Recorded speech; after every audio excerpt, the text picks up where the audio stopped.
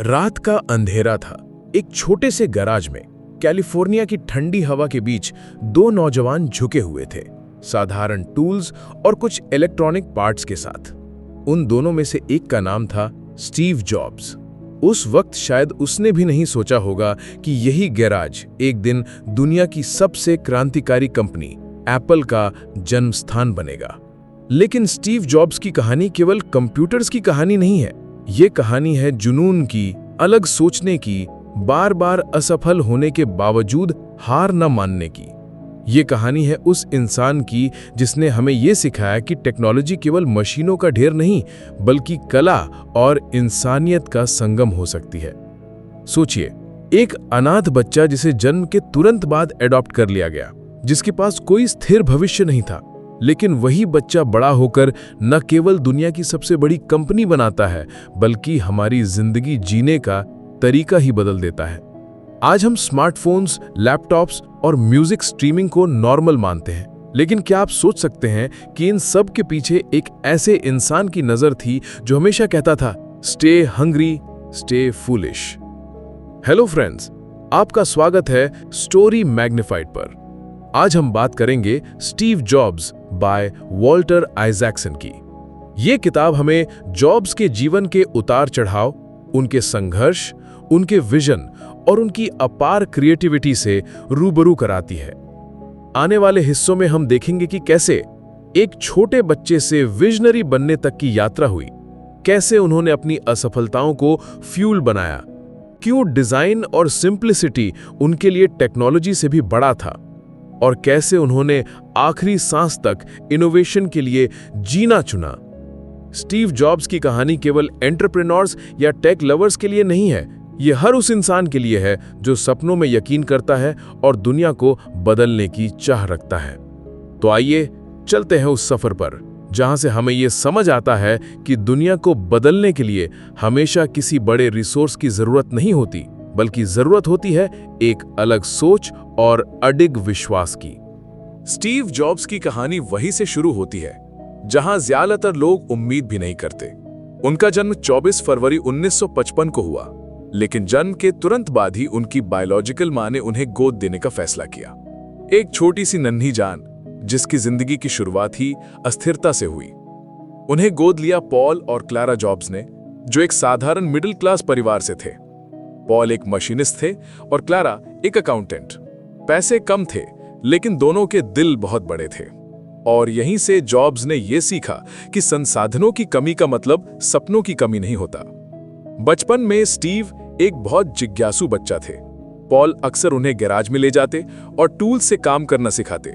छोटे छोटे इलेक्ट्रॉनिक्स को खोलना, उन्हें समझना और फिर जोड़ना, ये उनकी सबसे पसंदीदा एक्टिविटी बन गई। यहीं से उनके भीतर मशीन्स और डिजाइन की दुनिया के लिए स्पार्क चला।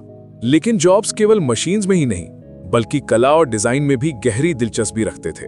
वे कहते थे कि टेक्नोलॉजी अकेली अधूरी है, इसमें तब तक जान नहीं आती जब तक उसमें आर्ट और ब्यूटी शामिल न हो। ये सोच उन्हें बचपन से ही अलग बनाती थी।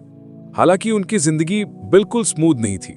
स्कूल में वे कई बार टीचर्स को परेशान करते, सवालों की बौछार कर देते। कई लोगों को लगता था कि वो एक मिसफिट है, लेकिन यही मिसफिट सोच एक दिन दुनिया को बदलने वाली थी। जॉब्स को एक और चीज ने गहराई से प्रभावित किया, कैलिफोर्निया की सिलिकॉन वैली की हवा। वहां इलेक्ट्रॉनिक्स कंपनियां थी, इंजीनियर्स थे, आइडियाज का माहौल था। बचपन में ही वे टेक रेवोल्यूशन के बीच बड़े हुए और इस एनवायरनमेंट ने उनकी इमेजिनेशन को और पंख दिए। यहीं से एक सवाल उनके भीतर बार बार गूंजने लगा कि क्यों चीजें ऐसी हैं जैसी हैं, और क्या उन्हें बेहतर नहीं बनाया जा सकता। सोचिए, एक बच्चा जिसे शुरुआत में ही अस्थिरता का सामना करना पड़ा, लेकिन उसी बच्चे ने अपने क्यूरियोसिटी और इमेजिनेशन से मशीन्स और आर्ट का ऐसा संगम बनाया जिसने पूरी दुनिया की टेक्नोलॉजी का चेहरा बदल दिया। स्टीव जॉब्स की शुरुआती जिंदगी हमें यह सिखाती है कि रिसोर्सेज से ज्यादा जरूरी है इमेजिनेशन और जिज्ञासा। और अगर आपके भीतर वो आग है, तो कोई भी बैकग्राउंड आपको रोक नहीं सकता। स्टीव जॉब्स जब बड़े हुए तो उनके माता पिता ने अपनी सारी सेविंग्स उनकी पढ़ाई में लगा दी। उन्होंने उन्हें एक अच्छे कॉलेज, रीड कॉलेज में भेजा, लेकिन वहां पहुंचने के बाद जॉब्स को लगा कि वो जो पढ़ रहे हैं उसमें उनकी रुचि नहीं है। उनके पेरेंट्स की मेहनत और पैसों का बोझ उन्हें अंदर ही अंदर खा रहा था। कुछ ही महीनों में उन्होंने फैसला किया, कॉलेज छोड़ देना है। सुनने में यह पागलपन लगता है, लेकिन जॉब्स ने यही कहा, मैं पढ़ाई छोड़ रहा था लेकिन सीखना नहीं छोड़ रहा था। कॉलेज छोड़ने के बाद भी वे रीड कॉलेज में रहते, लेकिन अब वे केवल वही क्लासेस अटेंड करते जो उन्हें सच में इंस्पायर करती थीं। उनमें से एक थी कैलीग्राफी। उन्होंने खूबसूरत अक्षरों और टाइप फेसेस की कला सीखी। उस वक्त शायद किसी को अंदाजा भी नहीं था कि यही आर्ट की सीख एक दिन मैकिन्टॉश और फिर पूरे एप्पल प्रोडक्ट्स की पहचान बनेगी। लेकिन यह रास्ता आसान नहीं था। कॉलेज छोड़ने के बाद उनके पास पैसे बहुत कम थे। वे दोस्तों के फ्लोर्स पर सोते, कोक की बोतलें लौटाकर पैसे कमाते और हर रविवार हरे कृष्ण मंदिर में मुफ्त खाना खाते। यहां से उन्होंने सीखा कि कभी-कभी हंगर और स्ट्रगल भी क्रिएटिविटी को जन्म देते हैं। जॉब्स कहते थे, अगर मैं ड्रॉप आउट ना करता तो शायद मैकिन्टॉश के टाइप फेसेस कभी इतने ब्यूटीफुल ना होते। सोचिए, समाज जिसे असफलता कहता है, वही चीज किसी विजनरी के लिए ताकत बन सकती है। रीड कॉलेज छोड़ना दुनिया की नजर में गलती थी, लेकिन यही गलती एक दिन उनकी सबसे बड़ी स्ट्रेंथ बन गई। यही जॉब्स की सबसे अलग सोच थी। वो कन्वेंशनल रास्तों पर नहीं चलते थे, जहां सब कहते थे कि सिक्योर जॉब लो, स्टेबल लाइफ बनाओ। वो कहते थे, नो, मैं वही करूंगा जो मेरे दिल को एक्साइट करता है। ये फेज हमें एक गहरी सीख देता है। कभी-कभी हमें रास्ते छोड़ने पड़ते हैं ताकि हम अपना असली रास्ता पा सकें। जॉब्स का ड्रॉप आउट होना फेलियर नहीं था, बल्कि उनकी जर्नी की शुरुआत थी। स्टीव जॉब्स कॉलेज छोड़ चुके थे, लेकिन उनके भीतर की आग बुझी नहीं थी। उसी समय उनकी मुलाकात हुई अपने बचपन के दोस्त और एक ब्रिलियंट इंजीनियर स्टीव वॉज़नियाक से। वॉज़नियाक इलेक्ट्रॉनिक्स में जादूगर थे। वे सर्किट बोर्ड्स और मशीन्स को ऐसे जोड़ते जैसे कोई कलाकार पेंटिंग बना रहा हो। जॉब्स ने उनकी प्रतिभा को पहचाना और कहा, क्यों ना हम कुछ ऐसा बनाएं जो हर घर में हो सके। एक ऐसा कंप्यूटर जिसे सिर्फ बड़े लैब्स या साइंटिस्ट ही नहीं, बल्कि आम लोग भी इस्तेमाल कर सकें। और फिर शुरू हुआ एक ऐसा सफर जो दुनिया बदलने वाला था। जगह, उनके माता पिता का छोटा सा गराज। वहीं रखे पुराने टूल्स, थोड़ी सी जगह और बहुत सारे सपने। वॉज़नियाक मशीनें जोड़ते और जॉब्स उन्हें डिजाइन, पैकेजिंग और विजन से एक प्रोडक्ट में बदलते। दोनों ने मिलकर पहला एप्पल वन कंप्यूटर बनाया। शुरुआत में इसे बेचना मुश्किल था, लेकिन जॉब्स की पर्सनालिटी अलग थी। वे प्रोडक्ट को सिर्फ प्रोडक्ट नहीं, बल्कि एक रेवोल्यूशन की तरह पेश करते। धीरे धीरे ऑर्डर्स आने लगे। उन्होंने अपने घर का गराज फैक्ट्री बना दिया और कुछ ही सालों में एप्पल वन से एप्पल टू तक पहुंचते पहुंचते एप्पल इंक पूरे सिलिकॉन वैली की सनसनी बन गया। लेकिन जॉब्स का विजन यहां रुकने वाला नहीं था। वे कहते थे, हम सिर्फ मशीनें नहीं बना रहे, हम टूल्स बना रहे हैं जिनसे इंसान अपनी क्रिएटिविटी व्यक्त कर सके। फिर आया मैकिन्टॉश, एक ऐसा कंप्यूटर जो ना सिर्फ पावरफुल था, बल्कि ब्यूटीफुल भी। पहली बार किसी मशीन में फॉन्ट्स, ग्राफिक्स और डिजाइन की खूबसूरती थी, और यही ब्यूटी लोगों को एप्पल की तरफ खींच लाई। सोचिए, एक साधारण गराज से शुरू हुई कहानी कुछ ही सालों में दुनिया की सबसे चर्चित कंपनी में बदल गई। यहां से हमें यह सीख मिलती है कि रिसोर्सेज कभी सबसे बड़ी ताकत नहीं होते। सबसे बड़ी ताकत होती है विजन और कन्विक्शन। अगर दो लोग एक गराज से दुनिया बदल सकते हैं, तो हमारी छोटी शुरुआतें भी हमें बहुत आगे ले जा सकती हैं। एप्पल की शुरुआती सफलता ने जॉब्स को एक यूथ आइकॉन बना दिया। लोग उन्हें एक विजनरी मानने लगे। लेकिन जितनी तेजी से एप्पल ऊपर जा रहा था, उतनी ही तेजी से अंदर के टकराव भी बढ़ रहे थे। जॉब्स परफेक्शनिस्ट थे। उन्हें हर प्रोडक्ट फ्लॉलेस चाहिए था। वे छोटी से छोटी डिटेल पर ध्यान देते। कलर कैसा होगा, स्क्रू कहाँ लगेगा, पैकेजिंग कैसी होगी। उनकी टीम कई बार थक जाती, लेकिन जॉब्स कहते, ग्रेट प्रोडक्ट्स केवल तब बनते हैं जब हम ऑर्डिनरी पर कॉम्प्रोमाइज न करें। उनकी यही इंटेंसिटी उन्हें विजनरी भी बनाती थी और साथ ही मुश्किल भी। उनकी डिमांड इतनी एक्सट्रीम थी कि बहुत से इंजीनियर्स और मैनेजर्स उनसे क्लैश करने लगे। 1984 में मैकिन्टॉश लॉन्च हुआ। यह प्रोडक्ट फ्यूचरिस्टिक था, लेकिन कमर्शियल एक्सपेक्टेशंस को पूरी तरह मीट नहीं कर पाया। सेल्स उम्मीद से कम रहीं, इन्वेस्टर्स और बोर्ड ऑफ डायरेक्टर्स परेशान हो गए। धीरे धीरे टकराव इतना बढ़ा कि 1985 में एप्पल के बोर्ड ने एक शॉकिंग फैसला लिया। स्टीव जॉब्स को उनकी ही कंपनी से बाहर कर दिया गया। सोचिए, एक कंपनी जिसे आपने अपने हाथों से बनाया, अपने विजन से खड़ा किया, उसी से आपको निकाल दिया जाए। जॉब्स के लिए ये ह्यूमिलिएशन था। वे टूट चुके थे, लेकिन यहीं से उनकी कहानी का अगला और सबसे इंस्पायरिंग चैप्टर शुरू हुआ। उन्होंने बाद में कहा, एप्पल से निकाला जाना मेरी जिंदगी की सबसे अच्छी घटना थी। उस बोझ ने मुझे हल्का कर दिया। अब मैं फिर से एक बिगिनर बन गया था। ये फेज हमें ये सिखाता है कि सफलता और असफलता साथ साथ चलती हैं। कभी कभी हमारी सबसे बड़ी हार ही हमें हमारी सबसे बड़ी जीत की ओर ले जाती है। जॉब्स गिर चुके थे, लेकिन उन्होंने हार नहीं मानी। यही उनकी असली ताकत थी। एप्पल से बाहर निकाल दिए जाने के बाद बहुत से लोग सोचते थे कि अब जॉब्स खत्म हो गए, लेकिन उनके भीतर की आग अब और भी तेज हो चुकी थी। उन्होंने खुद से कहा, अगर मैं एप्पल में नहीं रह सकता तो मैं फिर से शुरुआत करूंगा। उन्होंने एक नई कंपनी शुरू की, नेक्स्ट। ये कंपनी हाई एंड कंप्यूटर्स बनाती थी, जिनका इस्तेमाल यूनिवर्सिटीज और रिसर्च लैब्स में होता था। नेक्स्ट के प्रोडक्ट्स कमर्शियली बहुत बड़ी सफलता नहीं बने, लेकिन उनकी टेक्नोलॉजी इतनी एडवांस थी कि बाद में वही फाउंडेशन बनी मॉडर्न कंप्यूटिंग सिस्टम्स की। लेकिन जॉब्स की सबसे बड़ी जीत एप्पल से बाहर रहते हुए आई, पिक्सार। 1986 में उन्होंने एक छोटी एनिमेशन स्टूडियो खरीदी। उस समय किसी को भी स्टूडियो पर भरोसा नहीं था, लेकिन जॉब्स ने इसमें इन्वेस्ट किया और इसे नर्चर किया। यहीं से शुरू हुआ एनिमेशन का जादू। 1995 में पिक्सार ने रिलीज की टॉय स्टोरी, दुनिया की पहली पूरी तरह कंप्यूटर एनिमेटेड मूवी। और यह फिल्म ना सिर्फ ब्लॉकबस्टर बनी, बल्कि उसने एनिमेशन की पूरी दुनिया बदल दी। सोचिए, एक इंसान जिसे उसकी ही कंपनी से निकाल दिया गया था, उसने बाहर जाकर एक ऐसी फिल्म बनाई जिसने एंटरटेनमेंट इंडस्ट्री का चेहरा हमेशा के लिए बदल दिया। पिक्सार की सफलता ने जॉब्स को दोबारा दुनिया के सामने ला खड़ा किया। अब लोग समझने लगे थे कि स्टीव जॉब्स केवल एक टेक एंटरप्रेन्योर नहीं है, वो विजनरी हैं जो टेक्नोलॉजी और आर्ट को जोड़कर इंडस्ट्रीज को बदल सकते हैं। और यहीं से धीरे धीरे किस्मत पलटने लगी। एप्पल, जो बिना जॉब्स के संघर्ष कर रहा था, 1996 में फिर से उनके पास आया। यहां से उनकी कमबैक जर्नी शुरू होती है। यह फेज हमें यह सिखाता है कि सेटबैक कभी अंत नहीं होता, असफलता केवल एक पॉज है, और अगर आप हिम्मत रखते हैं तो वही पॉज आपकी कहानी का सबसे मजबूत चैप्टर बन सकता है। 1996 में एप्पल बुरी हालत में था। कंपनी घाटे में जा रही थी, प्रोडक्ट्स मार्केट में फेल हो रहे थे और लोग कह रहे थे कि अब एप्पल का अंत हो चुका है। ऐसे समय में एप्पल ने एक साहसिक कदम उठाया। उन्होंने स्टीव जॉब्स को वापस बुलाया।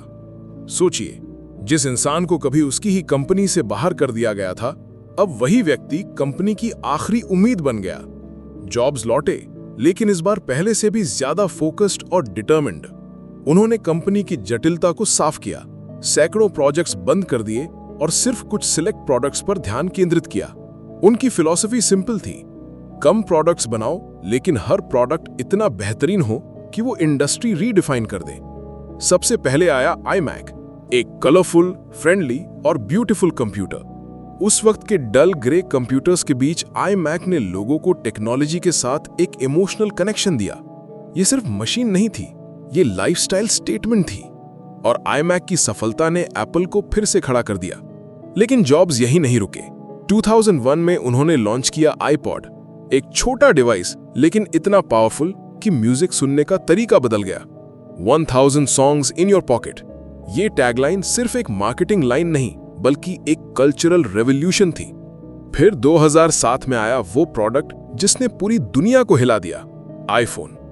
सोचिए, उस समय मोबाइल फोन्स बल्कि और कॉम्प्लिकेटेड थे, लेकिन जॉब्स ने कहा, हम ऐसा फोन बनाएंगे जो सिर्फ फोन नहीं होगा, बल्कि म्यूजिक प्लेयर, इंटरनेट डिवाइस और लाइफस्टाइल का हिस्सा होगा। जब उन्होंने पहली बार आईफोन इंट्रोड्यूस किया तो ऑडियंस स्टैंडिंग ओवेशन में खड़ी हो गई। यह सिर्फ एक प्रोडक्ट लॉन्च नहीं था, यह फ्यूचर का उद्घाटन था। और यहीं से शुरू हुआ एप्पल का नया युग। आईफोन ने न केवल एप्पल को दुनिया की सबसे बड़ी टेक कंपनी बनाया, बल्कि हमारी जिंदगी का हर पहलू बदल दिया।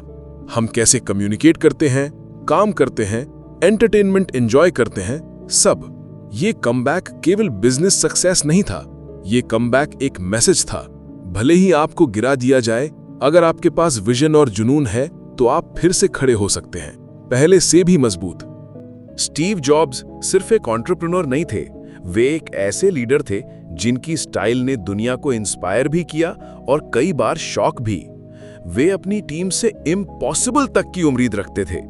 उनके लिए कॉम्प्रोमाइज का मतलब फेलियर था। उनकी लीडरशिप का सबसे बड़ा पहलू था परफेक्शनिज्म। वे प्रोडक्ट की हर डिटेल पर इतने ऑब्सेस थे कि इंजीनियर्स और डिजाइनर्स कई बार तंग आ जाते। कोई भी वायर गलत जगह हो, कोई बटन थोड़ा ऑफ लगे या पैकेजिंग सुंदर ना हो तो जॉब्स प्रोडक्ट रिजेक्ट कर देते। कई लोग उन्हें एरोगेंट कहते थे क्योंकि वे सीधे सीधे ब्लंट बोलते थे, ये बेकार है। लेकिन वे उतनी ही पैशन से टीम को इंस्पायर भी करते थे। वे कहते, हम यहां एक डेंट इन द यूनिवर्स छोड़ने आए हैं। उनकी टीम जानती थी कि जॉब्स के साथ काम करना आसान नहीं है। वो अक्सर लेट नाइट मीटिंग्स बुलाते, डेडलाइंस इम्पॉसिबल रखते और बार बार डिजाइन बदलवाते। लेकिन उसी इंटेंसिटी ने एप्पल प्रोडक्ट्स को एक्स्ट्रा ऑर्डिनरी बनाया। जॉब्स का मानना था कि कस्टमर को कभी पता नहीं होता कि उसे क्या चाहिए जब तक आप उसे दिखाए नहीं। इसलिए वे कहते, don't ask customers what they want, show them what they never imagined. ये अप्रोच रिस्की थी, लेकिन यही एप्पल की यूनिकनेस बनी। आईपॉड, आईफोन, आईपैड, इन सब प्रोडक्ट्स की डिमांड पहले कभी एग्जिस्ट ही नहीं करती थी। जॉब्स ने डिमांड क्रिएट की। उनकी लीडरशिप का दूसरा पहलू था फोकस। वे कहते, इनोवेशन का मतलब है 1000 चीजों को नो कहना। इसी फोकस ने एप्पल को क्लटर से बचाया और हर प्रोडक्ट को आइकॉनिक बनाया। लेकिन सबसे स्ट्राइकिंग बात यह थी कि जॉब्स टेक्नोलॉजी को सिर्फ स्पेक्स और परफॉर्मेंस से नहीं, बल्कि आर्ट और इमोशन से जोड़ते थे। वे कहते, डिजाइन सिर्फ ये नहीं कि चीज कैसी दिखती है, डिजाइन ये है कि चीज काम कैसे करती है। सोचिए, जब दुनिया के बाकी सीईओज कॉस्ट कटिंग और प्रॉफिट मार्जिन्स की बात कर रहे थे, जॉब्स अपने इंजीनियर से पूछ रहे थे, क्या इस डिवाइस को हाथ में लेने पर यह मैजिक जैसा फील होगा? यही उनके परफेक्शनिज्म और विजन का कमाल था कि एप्पल प्रोडक्ट्स सिर्फ टूल्स नहीं बने, वे लाइफस्टाइल का हिस्सा बन गए। यह हिस्सा हमें यह सिखाता है कि लीडरशिप केवल लोगों को मैनेज करना नहीं है। लीडरशिप वो आग है जिससे आप अपनी टीम को इम्पॉसिबल अचीव करने के लिए इंस्पायर करते हैं। जॉब्स की फायर कभी कभी कठोर लगती थी, लेकिन उसी फायर ने ऑर्डिनरी इंजीनियर्स से एक्स्ट्रा ऑर्डिनरी क्रिएशंस करवा दिए। स्टीव जॉब्स की जिंदगी केवल जीतों की कहानी नहीं है, ये उतनी ही गहराई से उनकी हारों और असफलताओं से भी बनी है। एप्पल से निकाले जाने का दर्द हो, नेक्स्ट की कमर्शियल फेलियर या कुछ प्रोडक्ट्स जैसे लीसा कंप्यूटर और मोबाइल मी का फ्लॉप होना, जॉब्स ने सबका सामना किया। लेकिन उनकी सबसे बड़ी खूबी यही थी, वो हार से टूटते नहीं थे, बल्कि हर असफलता से सीखकर और मजबूत बनकर लौटते थे। एप्पल लीसा, जो 1983 में लॉन्च हुआ था, एक टेक्निकली एडवांस्ड प्रोडक्ट था, लेकिन उसकी कीमत बहुत ज्यादा थी और मार्केट उसे एक्सेप्ट नहीं कर पाई। कई लोग इसे जॉब्स की बड़ी गलती मानते हैं, लेकिन यहीं से उन्होंने सीखा कि टेक्नोलॉजी तभी सफल होगी जब वो एक्सेसिबल और अफोर्डेबल हो। यही लर्निंग बाद में मैकिंटॉश और आईमैक में काम आई। फिर आया मोबाइल मी, एक सर्विस जिसे जॉब्स ने बहुत एग्रेसिवली लॉन्च किया था। लेकिन जब यह लगातार प्रॉब्लम्स देने लगी तो उन्होंने अपनी पूरी टीम को एक हॉल में बुलाकर कड़ी फटकार लगाई। लेकिन साथ ही उन्होंने तुरंत अगले कदम पर फोकस किया और आई क्लाउड बनाने की दिशा में पुश किया। जॉब्स की रेजिलियंस का सबसे बड़ा एग्जाम्पल था एप्पल से बाहर निकाले जाने के बाद का सफर। कोई और होता तो शायद कैरियर छोड़ देता, लेकिन जॉब्स ने कहा, कभी कभी जिंदगी आपको ब्रिक से सिर पर मारती है, लेकिन फेथ मत खोना। उन्होंने हार को अपनी पहचान नहीं बनने दिया। उन्होंने नेक्स्ट और पिक्सार पर काम किया और यहीं से साबित किया कि असफलता परमानेंट नहीं होती, ये सिर्फ एक पॉज होती है। सोचिए, अगर जॉब्स एप्पल से निकाले जाने के बाद हार मान लेते तो ना पिक्सार होता, ना टॉय स्टोरी और ना ही वो कमबैक जिसने आईफोन जैसी क्रांति दी। ये रेजिलियंस हमें ये सिखाती है कि फेलियर्स डरावनी नहीं होती, डरावना ये होता है कि हम उनसे सीखना बंद कर दें। जॉब्स के लिए फेलियर एक टीचर थी जिसने उन्हें बार बार नए लेसन्स दिए। उनका मैसेज साफ था, fail fast, learn fast, move fast. यह हिस्सा हमें यह समझाता है कि विजनरी बनने के लिए सिर्फ जीत ही काफी नहीं, असली ताकत इस बात में है कि आप हार से कैसे उठते हैं और उसे स्टेपिंग स्टोन बनाते हैं। जॉब्स की जिंदगी इसका सबसे बड़ा प्रमाण है। स्टीव जॉब्स मानते थे कि टेक्नोलॉजी केवल तब मीनिंगफुल है जब वो सिंपल और ब्यूटीफुल हो। उनके लिए डिजाइन सिर्फ प्रोडक्ट का बाहरी रूप नहीं था, बल्कि उसकी आत्मा थी।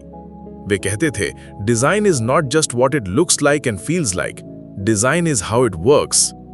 उनके विजन में सिंप्लिसिटी ही अल्टीमेट सोफिस्टिकेशन थी। वे हर प्रोडक्ट से कॉम्प्लेक्सिटी हटाकर उसे इतना आसान बनाना चाहते थे कि कोई भी इंसान बिना मैनुअल पढ़े उसे यूज कर सके। यही फिलॉसफी मैकिन्टॉश से लेकर आईपॉड और आईफोन तक हर क्रिएशन में दिखाई देती है। जॉब्स का डिजाइन सेंस सिर्फ अपीयरेंस तक सीमित नहीं था, वे प्रोडक्ट के अंदर तक परफेक्शन चाहते थे। वे इंजीनियर से कहते, भले ही मदरबोर्ड यूजर को दिखेगा नहीं, लेकिन उसे उतना ही सुंदर बनाओ जैसे बाहर का डिजाइन है। उनके लिए हर डिटेल सेक्रेट थी। इनके इस ऑब्सेशन ने एप्पल प्रोडक्ट्स को बाकी कंपनी से अलग खड़ा किया। जब बाकी लोग केवल फीचर्स पर ध्यान दे रहे थे, जॉब्स पूछते, क्या यूजर को इसे हाथ में लेकर खुशी महसूस होगी? क्या इसका एक्सपीरियंस मैजिकल लगेगा? मैकिन्टॉश में फॉन्ट्स और कैलीग्राफी का इंक्लूजन जॉब्स की पर्सनल पसंद से आया, जो उन्होंने ड्रॉप आउट होकर कैलीग्राफी क्लासेस सीखा था। आईपॉड में उन्होंने इंसिस्ट किया कि सिर्फ एक व्हील से पूरे डिवाइस को कंट्रोल किया जा सके, और आईफोन में उन्होंने फिजिकल कीबोर्ड हटाकर टच स्क्रीन लाने का साहसिक फैसला लिया। सोचिए, अगर जॉब्स सिंप्लिसिटी और एलिगेंस पर इतना जोर न देते, तो शायद आज भी हम कॉम्प्लेक्स और क्लटर्ड डिवाइसेस यूज कर रहे होते।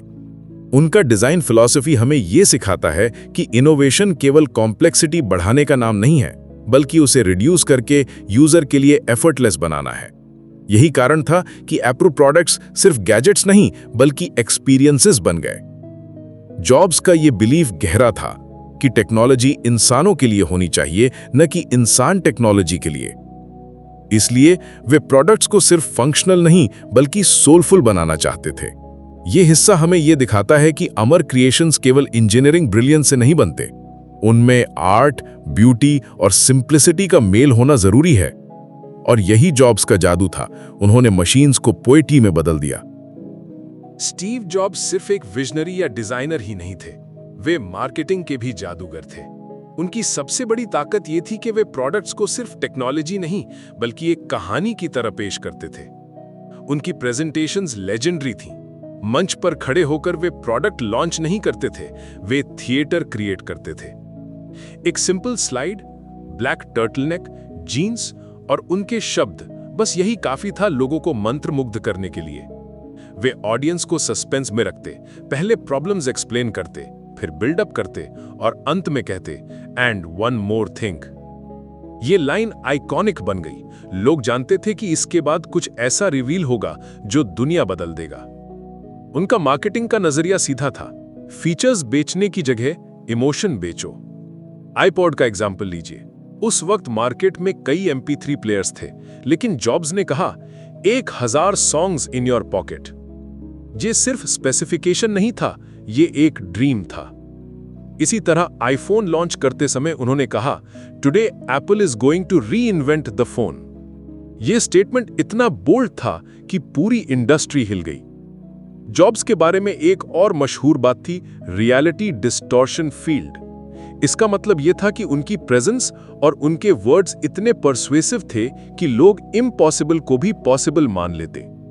इंजीनियर्स कहते कि कोई चीज टेक्निकली नहीं हो सकती, जॉब्स इंसिस्ट करते कि हो सकती है, और उनकी शेयर फोर्स ऑफ बिलीफ इतनी स्ट्रांग होती थी कि आखिरकार वही इंजीनियर्स उसे रियलिटी बना देते। ये क्वालिटी कभी कभी कठोर लगती थी, लेकिन यही कारण था कि इम्पॉसिबल आइडियाज भी एप्पल में शेप लेते थे। सोचिए, जब बाकी सीईओज चार्ट्स और नंबर्स दिखाते थे, जॉब्स सिर्फ एक लाइन कहते और दुनिया बदल जाती। यही उनकी मार्केटिंग जीनियस थी। उनकी स्ट्रेटजी सिंपल थी, प्रोडक्ट को हीरो मत बनाओ, यूजर को हीरो बनाओ। एप्पल का हर प्रोडक्ट ये मैसेज देता था, तुम क्रिएटिव हो और ये टूल तुम्हें एम्पावर करेगा। यही कारण है कि एप्पल प्रोडक्ट्स यूजर्स के लिए आइडेंटिटी बन गए। यह हिस्सा हमें यह सिखाता है कि इनोवेशन जितना जरूरी है, उतना ही जरूरी है उसका सही कम्युनिकेशन, और जॉब्स इसमें अनमैच्ड थे। उन्होंने साबित किया कि ग्रेट प्रोडक्ट्स को ग्रेट स्टोरीज की जरूरत होती है। स्टीव जॉब्स बाहर से जितने चमकदार और करिश्माई दिखते थे, भीतर उनकी जिंदगी उतनी ही जटिल थी। वो एक विजनरी लीडर थे, लेकिन एक इंसान के रूप में उनके पर्सनल स्ट्रगल्स भी गहरे थे। उनकी बायोलॉजिकल पेरेंट्स ने जन्म के बाद ही उन्हें गोद दे दिया था। ये वुंड उनके अंदर हमेशा कहीं न कहीं जिंदा रहा। वो अक्सर कहते थे कि अडॉप्शन ने मुझे शेप किया, इसने मुझे बिलोंगिंग के सवाल से भर दिया। मैं कौन हूं, मेरी जगह कहां है? यही सवाल शायद उन्हें लगातार खुद को प्रूव करने की आग देता रहा। उनका पर्सनल लाइफ भी उतना स्मूथ नहीं था। कॉलेज के दिनों में उनकी एक गर्लफ्रेंड थी, क्रिसैन ब्रेनन, जिनसे उनकी एक बेटी हुई, लीसा। शुरू में जॉब्स ने लीसा को पब्लिकली एक्सेप्ट नहीं किया। ये उनकी पर्सनालिटी का वो पहलू था जो उन्हें बाद में बहुत क्रिटिसाइज भी किया गया। लेकिन समय के साथ उन्होंने अपनी गलती स्वीकार की और बेटी से रिश्ता बनाने की कोशिश की। जॉब्स का पर्सनल लाइफस्टाइल भी बेहद यूनिक था। वे अक्सर एक्सट्रीम सिंप्लिसिटी की ओर झुकते, ज़ेन बुद्धिज्म से डीपली इन्फ्लुएंस थे, मेडिटेशन करते, स्ट्रिक्ट डाइट्स फॉलो करते और कभी-कभी तो इतने एक्सेंट्रिक हो जाते कि उनके आसपास के लोग परेशान हो जाते। लेकिन यही ज़ेन फिलॉसफी उनकी क्रिएटिविटी और फोकस में भी झलकती थी। वे कहते थे, simplicity is the ultimate sophistication. ये सिर्फ उनकी डिजाइन फिलॉसफी नहीं, बल्कि उनके जीवन का भी प्रिंसिपल था। उनके रिश्ते भी चैलेंजिंग थे। वे इंटेंस थे, कभी-कभी स्टबर्न और इमोशनली डिस्टेंट भी, लेकिन जिनसे वो जुड़ते उनके साथ बेहद गहरे हो जाते। उनकी पत्नी लॉरेन पॉवेल जॉब्स के साथ उनका रिश्ता स्थिरता लेकर आया। उन्होंने परिवार को इंपॉर्टेंस दी और अपने बच्चों के साथ समय बिताने की कोशिश की। लेकिन इन स्ट्रगल्स और कॉन्ट्रडिक्शंस के बीच भी एक कॉमन थ्रेड था। जॉब्स हमेशा ऑथेंटिसिटी खोज रहे थे, चाहे डिजाइन हो या पर्सनल लाइफ। वे हमेशा तलाश में रहते कि असली, प्योर और मीनिंगफुल क्या है। सोचिए, एक आदमी जिसने पूरी दुनिया के लिए टेक्नोलॉजी को सिंपल और ब्यूटीफुल बना दिया, वो खुद अंदर से जटिल और रेस्टलेस था। यही पैराडॉक्स स्टीव जॉब्स को इतना ह्यूमन और रिलेटेबल बनाता है। ये हिस्सा हमें ये सिखाता है कि हर महान इंसान के पीछे पर्सनल स्ट्रगल्स होते हैं। ग्रेटनेस सिर्फ जीतों से नहीं, बल्कि इनर कॉन्फ्लिक्ट्स और उनकी जर्नी से भी बनती है। 2003 में स्टीव जॉब्स को यह पता चला कि उन्हें पैंक्रियाटिक कैंसर है। शुरू में डॉक्टर्स ने उन्हें बताया कि ये रेयर और अग्रेसिव टाइप का है, लेकिन जॉब्स स्टबर्न थे। उन्होंने सर्जरी को टाल दिया और ऑल्टरनेटिव ट्रीटमेंट्स अपनाने की कोशिश की, special diets, herbal medicines, spiritual healing. ये डिसीजन बाद में उनके लिए नुकसानदायक साबित हुआ। समय बीतता गया और बीमारी बढ़ती चली गई। आखिरकार उन्होंने सर्जरी कराई, लेकिन तब तक बहुत प्रेशियस समय निकल चुका था।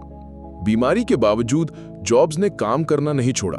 उन्होंने कहा, death is very likely the single best invention of life. It clears out the old to make way for the new. ये लाइन स्टैनफोर्ड यूनिवर्सिटी के उनके फेमस 2005 स्पीच का हिस्सा है। इस स्पीच ने लाखों लोगों को इंस्पायर किया। वो स्पीच सिर्फ एक कमेंसमेंट एड्रेस नहीं थी, बल्कि जॉब्स की फिलॉसफी का सार थी। उन्होंने कहा, स्टे हंग्री, स्टे फूलिश, यानी हमेशा जिज्ञासु रहो, कभी संतुष्ट मत हो। Your time is limited, so don't waste it living someone else's life, यानी अपनी जिंदगी अपने टर्म्स पर जियो। बीमारी ने उन्हें मोर्टेलिटी का एहसास कराया, लेकिन उसने उनके विजन को कम नहीं किया। 2007 में उन्होंने आईफोन लॉन्च किया, जबकि उनका हेल्थ बहुत खराब था। 2010 में उन्होंने आईपैड लॉन्च किया, एक और प्रोडक्ट जिसने टेक्नोलॉजी का फ्यूचर बदल दिया। सोचिए, एक आदमी जो जानता था कि उसके दिन गिने हुए हैं, फिर भी वो अपनी आखिरी एनर्जी भी प्रोडक्ट्स और इनोवेशन में लगा रहा था। यही कमिटमेंट जॉब्स को ऑर्डिनरी से एक्स्ट्रा ऑर्डिनरी बनाती है। उनके आखिरी साल बहुत कठिन थे, इलाज, हॉस्पिटल विजिट्स, कमजोर शरीर, लेकिन उसी दौरान वे एप्पल के नए हेडक्वार्टर्स की प्लानिंग कर रहे थे। वे चाहते थे कि उनके जाने के बाद भी एप्पल एक ऐसा प्लेस बने जहां क्रिएटिविटी और इनोवेशन कभी खत्म ना हो। 2011 में 5 अक्टूबर को स्टीव जॉब्स ने अपनी आखिरी सांस ली। वे सिर्फ 56 साल के थे। उनकी मौत पर पूरे वर्ल्ड ने शोक मनाया, लेकिन साथ ही लोगों ने सेलिब्रेट किया उस लेगेसी को जो उन्होंने छोड़ी। यह हिस्सा हमें यह सिखाता है कि मौत हर किसी के लिए सच है, लेकिन महान वही है जो अपने लिमिटेड टाइम को मीनिंगफुल बना देता है। जॉब्स ने यही किया।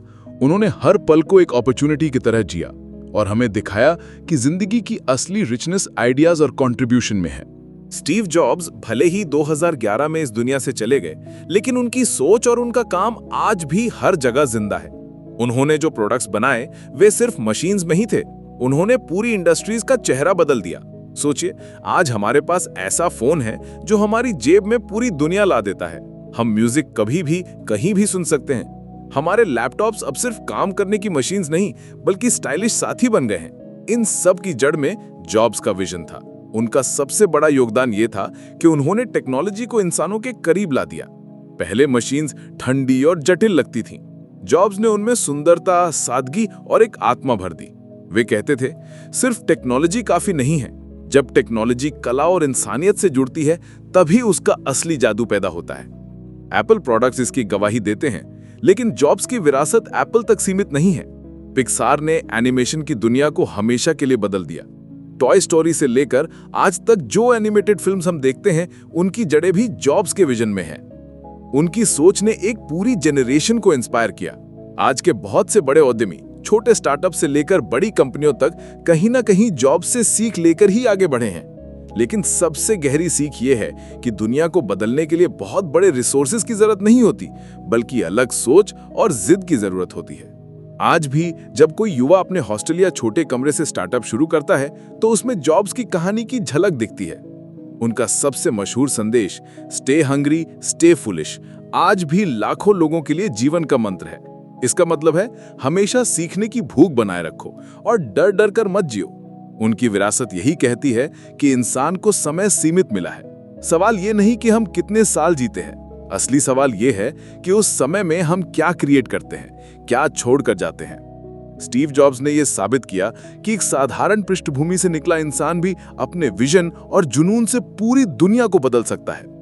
आज जब हम अपने आईफोन को हाथ में लेते हैं, मैक पर काम करते हैं या पिक्सार की फिल्म देखते हैं, तो कहीं ना कहीं जॉब्स की आत्मा हमें छू जाती है।